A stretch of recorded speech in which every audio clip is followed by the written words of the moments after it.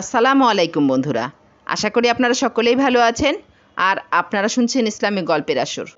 আজকের এই ভিডিওতে থাকছে আমাদের প্রিয় নবী হজরত মুহাম্মদ সাল্লাল্লাহু আলাইহি ওয়াসাল্লামের জন্মের সময় যিনি প্রত্যক্ষদর্শী ছিলেন তার বর্ণনা। আশা করি ভিডিওটি আপনাদের ভালো লাগবে ইনশাআল্লাহ। খাদিজা রাদিয়াল্লাহু আনহু এর সঙ্গে বিয়ের পর রাসূলুল্লাহ সাল্লাল্লাহু আলাইহি ওয়াসাল্লাম উম্মে আয়মান বারাকা রাদিয়াল্লাহু আনহুকে খাদিজা রাদিয়াল্লাহু আনহুর সঙ্গে পরিচয় করিয়ে দিতে গিয়ে বলেছিলেন, তিনিই আমার মা, আমার পরিবারের অংশ। পরিবারটি ছিল বাবা আব্দুল্লাহ, মা আমিনা আর উম্মে আয়মানকে নিয়ে। এখন বাকি আছেন শুধু উম্মে আয়মান।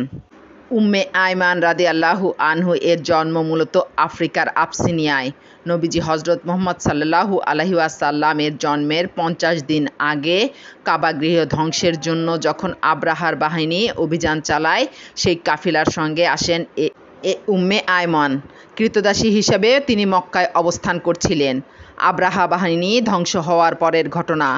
আমাদের নবী সাল্লাল্লাহু আলাইহি ওয়াসাল্লামের পিতা আব্দুল্লাহ একদিন মক্কার বাজারে গিয়েছিলেন কেনাকাটা করার জন্য। এক জায়গায় তিনি দেখলেন এক লোক কিছু দাসদাসী নিয়ে রাস্তার পাশে দাঁড়িয়ে বিক্রি করছে। আব্দুল্লাহ দেখলেন সেখানে দাঁড়িয়ে আছে একটা ছোট্ট 9 বছরের কালো আফ্রিকান মেয়ে। মেয়েটাকে দেখে আব্দুল্লাহর অনেক মায়া হলো। একটু রুগ্ন, হালকা পাতলা, কিন্তু অনেক মায়াবী ও অসহায় দৃষ্টি নিয়ে তাকিয়ে আছে। তিনি ভাবলেন, ঘরে আমেনা একা থাকেন, মেয়েটা পাশে থাকলে তার একজন সঙ্গী হবে। এই ভেবে তিনি মেয়েটাকে কিনে নিলেন। মেয়েটিকে আব্দুল্লাহ ও আমেনা অনেক ভালোবাসতেন, স্নেহ করতেন এবং তারা লক্ষ্য করলেন যে তাদের সংসারে আগের চেয়েও বেশি রহমত ও বরকত চলে এসেছে। এই কারণে আব্দুল্লাহ ও আমেনা মেয়েটিকে আদর করে নাম দিলেন বারাকা। একদিন আব্দুল্লাহ ব্যবসায়িক কাজে সিরিয়া রওনা দিলেন। বিবি আমেনার সঙ্গে সেটাই ছিল তার শেষ বিদায়। তার যাত্রা 2-1 দিন পর আমেনা এক রাতে স্বপ্ন দেখলেন, আকাশের ঝলমল উজ্জ্বল এক তারা যেন তার কোলে এসে পড়ল। পরদিন ভোরে তিনি বারাকাকে এই স্বপ্নের কথা বললেন। উত্তরে বারাকা মৃদু হেসে বললেন, আমার মন বলছে আপনার কোল বেয়ে এক সুন্দর শিশু জন্ম নেবে।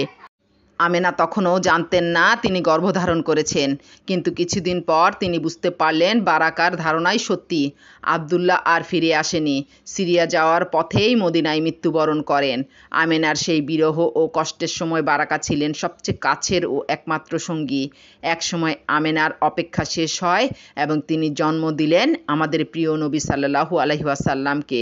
শেখ ওমর সুলাইমানের বর্ণনা অনুযায়ী সর্বপ্রথম আমাদের নবীকে দেখার ও স্পর্শ করার সৌভাগ্য হয়েছিল যে মানুষটির, সে হলো এই আফ্রিকান কৃতদাসী ছোট্ট কালো মেয়েটির। আমাদের নবীকে নিজ হাতে আমেনার কোলে তুলে দিয়েছিলেন। আনন্দে ও খুশিতে বলেছিলেন, আমি কল্পনায় ভেবেছিলাম সে হবে চাঁদের মতো, কিন্তু এখন দেখছি সে যে চাঁদের চেয়েও সুন্দর। এই সেই বারাকা। নবীজির জন্মের সময় তার বয়স ছিল 13 বছর। ছোটবেলায় বারাকা আমেনার সঙ্গে শিশু নবীর যত্ন নিয়েছেন, গোসল দিয়েছেন, খাওয়াতে সাহায্য করেছেন, আদর করে ঘুম পাড়িয়েছেন ও কোলে পিঠে করে মানুষ করেছেন। নবীজি সাল্লাল্লাহু আলাইহি ওয়াসাল্লামের বয়স যখন 6 বছর, তখন আমেনা শিশু মুহাম্মদকে নিয়ে তার বাপের বাড়ি মদিনা মুনওয়ারা থেকে ফেরার পথে আবওয়া নামক স্থানে মৃত্যুবরণ করেন। মৃত্যুর সময় আমেনা বারাকার হাত ধরে অনুরোধ করেছিলেন তিনি যেন তার সন্তানকে দেখে শুনে রাখেন এবং সুদূর আবওয়া থেকে মক্কায় নিয়ে আব্দুল মুত্তালিবের হাতে তুলে দেন। উম্মে আয়মান সেই ঐতিহাসিক দায়িত্ব পালন করেছিলেন। আবওয়াতে মা আমেনার মাজার রয়েছে। বাবা মা দুজনকে হারিয়ে এতিম নবী চলে এলেন দাদা আব্দুল মুত্তালিবের ঘরে। উত্তরাধিকার সূত্রে নবী হলেন বারাকার নতুন মনিব। কিন্তু তিনি একদিন বারাকাকে মুক্ত করে দিলেন, বললেন, আপনি যেখানে ইচ্ছা চলে যেতে পারেন, আপনি স্বাধীন। শিশুকাল থেকেই নবী এই কৃতদাস প্রথাকে দূর করতে চেয়েছিলেন। বারাকা নবীকে ছেড়ে কোথাও যেতে রাজি হলেন না, বরং মায়ের ছায়া হয়ে পাশে থেকে গেলেন। এমনকি নবীজির দাদা তাকে বিয়ে দেওয়ার জন্য বেশ কয়েকবার চেষ্টা করেছিলেন, কিন্তু তিনি কিছুতেই রাজি হলেন না। তার সাফ কথা, আমি আমেনাকে কথা দিয়েছি, আমি কোথাও যাব না। তারপর একদিন খাদিজা রাদিয়াল্লাহু আনহু এর সঙ্গে নবীজির বিয়ে হলো। বিয়ের দিন রাসূলুল্লাহ সাল্লাল্লাহু আলাইহি ওয়াসাল্লাম খাদিজা রাদিয়াল্লাহু আনহু এর সঙ্গে বারাকাকে পরিচয় করিয়ে দিলেন। তিনি বললেন তিনি হলেন আমার মায়ের পর আরেক মা।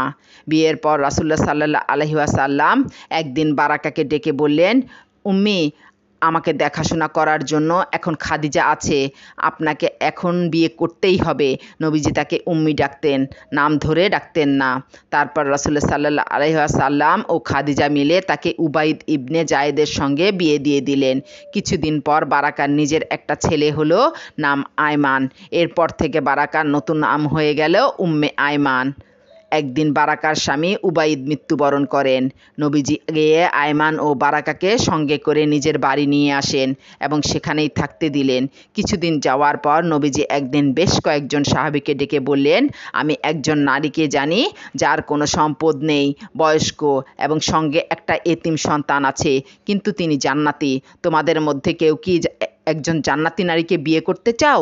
এই কথা শুনে যায়েদ ইবনে হারিসা রাদিয়াল্লাহু আনহা নবীজির কাছে এসে বিয়ের প্রস্তাব দিলেন। নবীজি উম্মে আয়মানের সঙ্গে কথা বলে বিয়ের আয়োজন করলেন। বিয়ের দিন রাসূলুল্লাহ সাল্লাল্লাহু আলাইহি ওয়াসাল্লাম যায়েদকে বুকে জড়িয়ে আনন্দে ও ভালোবাসায় ভেজা চোখে কান্না জড়িত কণ্ঠে বললেন, তুমি কাকে বিয়ে করেছো জানো যায়েদ? হ্যাঁ, উম্মে আয়মানকে। যায়েদের উত্তর। নবীজি বললেন, না, তুমি বিয়ে করেছো আমার মাকে। তার কোলেই জন্মগ্রহণ করেন হজরত উসামা ইবনে জায়েদ। সাহাবীরা বলতেন, রাসূলুল্লাহ সাল্লাল্লাহু আলাইহি ওয়াসাল্লামকে খাওয়া নিয়ে কখনো জোর করা যেত না, তিনি সেটা পছন্দ করতেন না। কিন্তু উম্মে আয়মান একমাত্র নারী যিনি রাসূলুল্লাহ সাল্লাল্লাহু আলাইহি ওয়াসাল্লামকে খাবার দিয়ে খাও খাও বলে তাড়া দিতেন আর খাওয়া শেষ না হওয়া পর্যন্ত পাশে বসে থাকতেন। নবীজি মৃদু হেসে চুপচাপ খেয়ে নিতেন। রাসূলুল্লাহ সাল্লাল্লাহু আলাইহি ওয়াসাল্লাম তার দুধ মাতা হালিমাকে দেখলে যেমন করে নিজের গায়ের চাদর খুলে বিছিয়ে তার ওপর হালিমাকে বসিয়ে দিতেন, ঠিক তেমনি মদিনায় হিজরতের পর দীর্ঘ যাত্রা শেষে উম্মে আয়মান যখন ক্লান্ত হয়ে পড়েছিলেন, নবীজি তার গায়ের চাদরের একটা অংশ পানিতে ভিজিয়ে উম্মে আয়মানের মুখের ঘাম ও ধুলোবালি নিজ হাতে মুছে দিয়েছিলেন এবং বলেছিলেন, উম্মি, জান্নাতে আপনার এই রকম কোনো কষ্ট হবে না। নবীজি ইন্তেকালের আগে সাহাবীদের অনেক কিছুই বলে গিয়েছিলেন। সেই সব কথার মধ্যে একটা ছিল উম্মে আয়মানের কথা। বলেছেন, তোমরা উম্মে আয়মানের যত্ন নেবে। তিনি আমার মায়ের মতো ও তিনিই একমাত্র নারী যিনি আমাকে জন্ম থেকে শেষ পর্যন্ত দেখেছেন, আমার পরিবারের একমাত্র সদস্য যিনি সারা জীবন আমার পাশে ছিলেন। সাহাবীরা সেই কথা রেখেছিলেন। গায়ের রং নাই, এক সময়ের কোনো কৃতদাস নয়। তার পরিচয় তিনি প্রিয় নবী সাল্লাল্লাহু আলাইহি সাল্লামের আরেক মা। মায়ের মতে রাসূলুল্লাহর সাহাবারা এই বৃদ্ধা নারীকে ভালোবেসে আগলে রেখেছিলেন।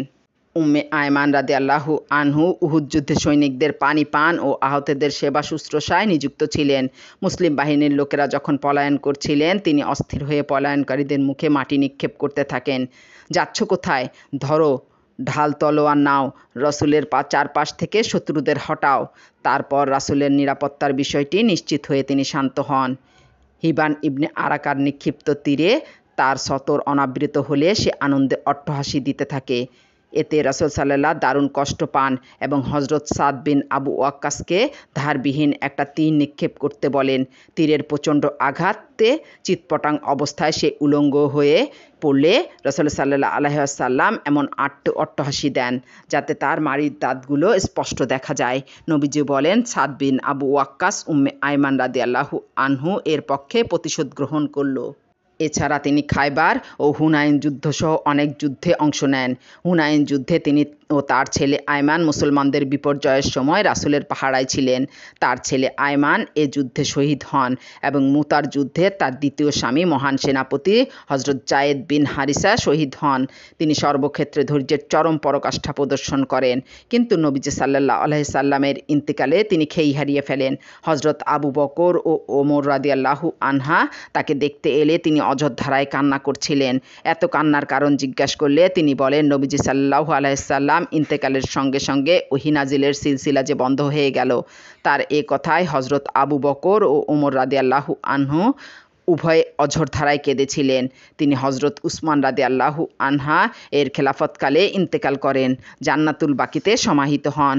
হযরত উসমান রাদিয়াল্লাহু আনহা তার জানাজায় ইমামতি করেন। এভাবেই একজন মহিয়সী নারীর বিদায় ঘটে। তো বন্ধুরা, ঘটনাটি কেমন লাগলো তা কমেন্ট করে অবশ্যই জানাবেন। আর ভালো লাগলে লাইক, শেয়ার এবং সাবস্ক্রাইব করতে ভুলবেন না। আসসালামু আলাইকুম।